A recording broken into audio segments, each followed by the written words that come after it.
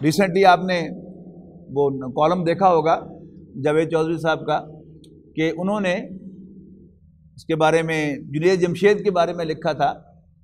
بلکہ جب یہ ان کا انتقال ہوا ہے کریش میں تو بہت سے ان کے بارے میں یوٹیوب پر آئے بیانات، مولانا طارق جمیل صاحب کا جو بیان تھا وہ سب سے زیادہ مفصل تھا کہ یہ کنورٹ کیسے ہوئے، یعنی کیسے یہ دین کی طرف آئے، کہ ان کے کوئی دوست تھے ان کے ہم نام، جنید ان کا بھی نام تھا، وہ تبلیغی جماعت میں بہت ایکٹیو تھے، تو ایک مرتبہ انہوں نے ان کے سیکریٹری کے تھرو ٹائم لے کر کہ میں صرف 5 منٹ لوں گا اور ان سے ملاقات کی، تو سیکریٹری نے ان سے کہا کہ جی بس 5 منٹ ہی ملیں گے، زیادہ نہیں، وہ بہت مصروف ہیں۔ تو آ کر ملے، انہوں نے تعارف کروایا کہ میں آپ کا اسکول کا کلاس فیلو ہوں، تو انہیں بھی یاد آ گیا، تو بس 5 منٹ ہوئے تو اس نے کہا جی بس مجھے 5 منٹ دیے گئے تھے، بس مجھے اجازت میں تب ملنے کے لیے آیا تھا۔ تو انہوں نے کہا نہیں بیٹھو، اور کہا یہ حلیہ تم نے کیسے بنایا ہوا، یہ کیا ہے؟ تو اس نے بتایا کہ اس طرح میں تبلیغ میں لگ گیا ہوں اور اللہ تعالیٰ کی مہربانی سے اب مجھے اس میں بڑا لطف آتا ہے۔ داڑھی تھی چہرے پر اور ٹخنوں سے اونچا پاجامہ تھا، سلوار تھی، بڑا حیران ہوا۔ اب اس پر انہوں نے کئی گھنٹے پھر ان کے ساتھ ملاقات کی جنید جمشید نے، اور انہوں نے ان سے وعدہ لیا کہ بس پھر میں بھی آپ کو دکھاؤں گا کہ یہ کیا ہوتا ہے، آپ بس ذہن بنا لیں کہ آپ تبلیغی اجتماع پر میرے ساتھ چلیں گے۔ تبلیغی اجتماع پر لے گیا تو وہاں پر انہوں نے بہت سے بیانات سنے، مولانا طارق جمیل صاحب کا بیان سنا تو انہیں کچھ کلک ہوا کہ ہاں یہ آدمی جو ہے یہ کچھ سینسیبل بات کرتا ہے، دل کو لگنے والی بات کرتا ہے۔ تو انہوں نے کہا کہ جی ان سے ملاقات نہیں ہو سکتی، تو وہ جو دوسرے جنید جو تھے انہوں نے مولانا طارق جمیل صاحب سے ملاقات کرا دی۔ تو جب لے کر گئے اندر، ان کا اب آپ جائیں، ان کو نکال دیا۔ تو جنید جمشید مرحوم نے مولانا طارق جمیل صاحب نے کہا کہ جی میرے پاس دنیا کی ہر نعمت ہے، فراوانی ہے ہر چیز کی، اور میں شہرت کے بھی عروج پر ہوں، لیکن میرے ہاں سکون نہیں ہے۔ تو مولانا طارق جمیل صاحب نے ان سے کہا کہ اصل میں تم جہاں سکون تلاش کر رہے ہو سکون وہاں پر نہیں، سکون جو ہے وہ اس دین کے راستے میں ہے، دین پر چلو گے تو تمہیں سکون ملے گا۔ اور انہیں مثال بھی دی کہ تو یہ یوں سمجھو کہ تمہارے درد جو ہے وہ دائیں گھٹنے میں ہے اور تم مرہم جو ہے وہ بائیں گھٹنے پر لگا کر اس درد کو کنٹرول کرنے کی کوشش کر رہے ہو۔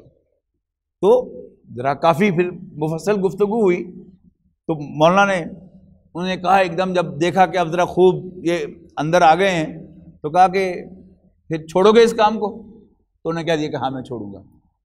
تو یہ ان کا نقطۂ آغاز تھا۔ تو بعد میں جو عرض کر رہا تھا کہ سکون دنیا کا وہ صرف ایمان میں ہے، اور جب انسان اللہ تعالیٰ سے دور ہو جاتا ہے، اللہ تعالیٰ کا انکار کر دیتا ہے اور یہ ماننے سے انکار کر دیتا ہے کہ یہ ساری کائنات اللہ تعالیٰ کے حکم سے، اس کی اجازت سے، اس کی پلاننگ سے چل رہی ہے، تو پھر اس کے لیے کوئی سکون نہیں ہے۔ یہ مان لیجئے آپ ایک لمحے میں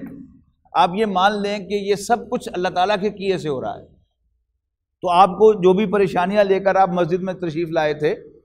ایک دم آپ کو محسوس ہوگا کہ نہیں یہ کیونکہ میرے رب کے فیصلے ہیں میرے لیے، لہذا یہ غلط نہیں ہے۔ پھر اس کے لیول ہیں کہ انسان اس کو کس طرح سے ریکگنائز کرتا ہے، کیسے دیکھتا ہے۔ ایک یہ ہے کہ اللہ تعالیٰ کے فیصلے ہیں، چلو جو بھی ہے اچھا ہے برا ہے، اللہ تعالیٰ کا فیصلہ ہے، میرا اس میں کوئی اختیار نہیں ہے۔ وہ جو پہلے دل میں تھا کہ یہ فلاں نے ایسا کیا ہے اور یہ فلاں نے ایسا کیا ہے، وہ سب نکل جائے گا کہ نہیں اللہ تعالیٰ نے کیا ہے۔ اس سے بھی زیادہ انسان جب اندر گہرا جائے گا تو محسوس ہوگا کہ اللہ تعالیٰ میرا رب ہے اور میں اس کا بندہ ہوں، اللہ میرا ہے میں اس کا ہوں، لہذا وہ کبھی بھی میرے لیے کوئی برا نہیں سوچے گا، وہ کوئی بھی میرے لیے برا فیصلہ نہیں کرے گا۔ اگرچہ اپیرنٹلی مجھے محسوس ہو رہا ہے کہ میں ٹربل میں ہوں، لیکن اللہ تعالیٰ مجھے اس ٹربل میں سے اسی طرح نکالے گا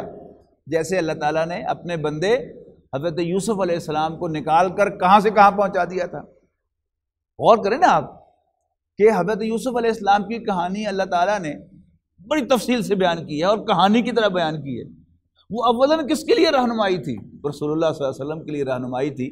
کہ مکے میں تمہارے اوپر جو تنگ حالات ہیں ان سے دل برداشتہ نہ ہو، دیکھو میں کیسے کیا کرتا ہوں کام۔ میرے لیے یوسف کو کنویں میں سے نکال کر اور وہ مصر کا بہت بڑا وزیر بنا دینا کوئی کام نہیں ہے۔